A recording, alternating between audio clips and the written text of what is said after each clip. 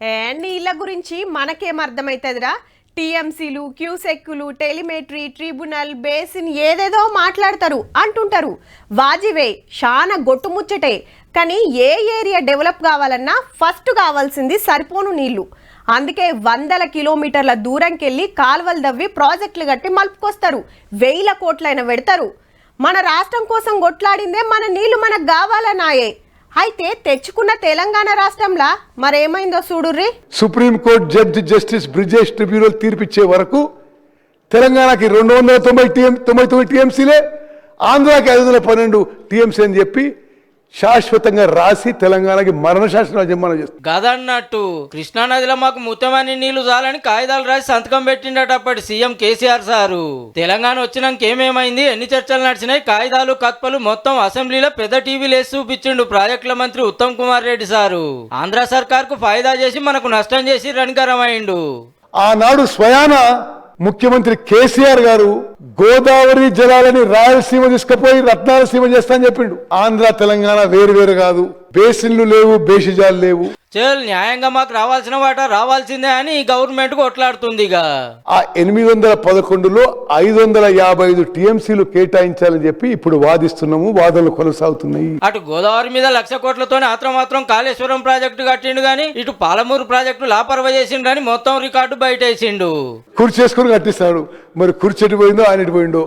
మరి ఇప్పుడు అది 2018 వరకు పూర్తి కావాలి. ఇప్పుడు 2025 ఇప్పటి వరకు పనులు 30% జరిగినాయి. జూరాలకెంచి కాకుండా శ్రీశైలం నుంచి నీళ్లు తీసుకున్నాడు కరెక్ట్ కాదన్నాడు ఉత్తమ్ సారు. ఇది హిస్టారికల్ బ్లండర్. ఏ విధంగా అయితే తుమ్మడి దగ్గర నీళ్ళు లేవని చెప్పి కిందికి తీసుకుపోయి మేడిగడ్డ దగ్గర మొదలుపెట్టి అది కూలిపోయింది. జూరాల నుంచి శ్రీశైలం కిందికి తీసుకుపోయి తెలంగాణ రాష్ట్రానికి తీవ్రమైన నష్టం చేసిండ్రు. 3 ఏళ్లలో ఎస్ఎల్బీసీ పనులు ఒడిపిస్తామని మాట ఇచ్చిండు. ఇంత ముఖ్యమైన చర్చ నడుస్తుంటే బీఆర్ఎస్ పార్టీ అసెంబ్లీకి రామని అలిగిపోతే బీజేపీ ఎమ్మెల్యేలు కురుపు తీసిండ్రు ముద్దుగా. అట్లనే కాంగ్రెస్, బీజేపీ, ఎంఐఎం ఎమ్మెల్యేలు ఎవరి ముచ్చటాలు చెప్పుకొచ్చిండ్రు. The real people who are enjoying the benefits of any government are the contractors. Sir, ये इनके ऊपर इंक्वायरी होनी चाहिए सर. क्यों इंक्वायरी नहीं होती? ఆఖర్లో CM Revanth Reddy sir mic తీసుకొని మళ్ళీ పారాడుచుకున్నాడు పాత సర్కారును. బట్టలు ఊడదీసేవాళ్ళు, తోలు తీసేవాళ్ళు చర్చలో పాల్గొంటే తెలంగాణ ప్రజలు నిర్ణయించుకునే వాళ్ళు ఎవరు బట్టలని తెలంగాణ ప్రజలు ఊడదీస్తారో, ఎవరు తోలు ఎవరు తీస్తారో. గోదావరిలో ఏ దోపిడీ జరిగిందో అక్కడ పేరు తుమ్మిడిహెట్టి, ఇక్కడ జూరాల, అక్కడ పేరు మేడిగడ్డ, ఇక్కడ శ్రీశైలం. ఇంకా ఈ పంపుల లిఫ్టులలో ఎవరికి లాభం వచ్చింది, ఎవరింట్లో కనక వర్షం కురిసింది, ఎవరు పండగ చేసుకున్నారో నువ్వు అర్థం చేసుకో అధ్యక్ష. తెలంగాణ నీటి హక్కులను శాశ్వతంగా తాకట్టు పెట్టి 10 సంవత్సరాలు ఆంధ్రప్రదేశ్ 4.47 టీఎంసీల కెపాసిటీతోనే ఉన్నదాన్ని 13.37 టీఎంసీల నీళ్లు తరలించడానికి నీ 10 ఏళ్లలో నిర్వాహకం చేసి 2 రాష్ట్రాల మధ్యలో మంచి వాతావరణం ఉండాలని ఇప్పటి వరకు నేను సాధించిన విజయాన్ని కూడా నేను చెప్పుకోలేదు అధ్యక్ష.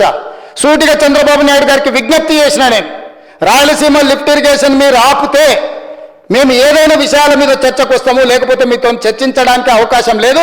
మొట్టమొదట 3 టీఎంసీలు పర్ డే అక్రమంగా నిర్మిస్తున్న రాయలసీమ లిఫ్ట్ ఇరిగేషన్ పనులను మీరు ఆపండి అని మేము వారిని క్లోజ్డ్ రూమ్ లో అడిగితే మా మీద గౌరవంతో రాయలసీమ లిఫ్ట్ ఇరిగేషన్ ఆపేసింది అధ్యక్ష. ఒకవేళ మీరు పాలమూరు, రంగారెడ్డి ఎత్తిపోతలు శ్రీశైలంలో కట్టేది కొత్త ప్రాజెక్ట్ అని అభ్యంతరం పెడితే కర్ణాటక నుంచి వచ్చే కృష్ణా జలాలు, భీమా జలాలు మొదట జూరాలనే వస్తాయి. వచ్చినట్టే ఇటే తెచ్చుకుంటే ఎవరు వస్తారో చూస్తా. జగన్మోహన్ రెడ్డి వస్తాడా, చంద్రబాబు నాయుడు గారు వస్తారా, నరేంద్ర మోడీ వస్తాడా ఆపడానికి నేను కూడా చూస్తా అధ్యక్ష. మొట్టమొదట నాకు తెలంగాణ నా ప్రాంతం, నా ప్రాంతం తర్వాత పార్టీ తర్వాత నాయకుడు. నా ప్రాంతం కోసం నేను ఎదిగిన పార్టీని ఏ నాయకత్వం కింద పనిచేసినా వదులుకొని ఈరోజు తెలంగాణలో మళ్ళీ కింది నుంచి ఇక్కడికి వచ్చిన తాడు బొంగరం లేని ప్రతి వాడు ఈరోజు ఏదో ఒకటి మాట్లాడతాడు. సభ పెడతానంట, బట్టలు ఊడదీస్తారంట. నువ్వు రాలేదు కాదు, నేను వస్తా ఊడదీసి చూతురా. మాట్లాడేటప్పుడు ఒళ్ళు దగ్గర పెట్టుకొని మాట్లాడమని చెప్పుండ్రు అధ్యక్ష. మీరు నాకు మాటలు రాక కాదు, తెలంగాణ రైతుల పట్ల మా చిత్తశుద్ధిని ఎవడైనా ప్రశ్నిస్తే ఆయన తోలు తీస్తా అన్నాడు కదా అధ్యక్ష. తోలు తీయడమే కాదు, నాలుక కోస్తాం అధ్యక్ష. ఇంకేదైనా మాట్లాడు. ఈ పదాలు అన్పార్లమెంటరీ అయితే మీరు రికార్డుల నుంచి తొలగిస్తుండొచ్చు. క్యా బోల్నా చాహ రహే చంద్రశేఖర్ రావు జీ? ఆప్తో क्या होने वाला है, कैसे होने वाला है पता नहीं है। दो बड़वे को यहाँ भेज दिए, बड़वों को कौन संभालना? ऐसे बड़वों को क्यों इधर लेगा के छोड़ दिए? समझाओ उन लोगों को।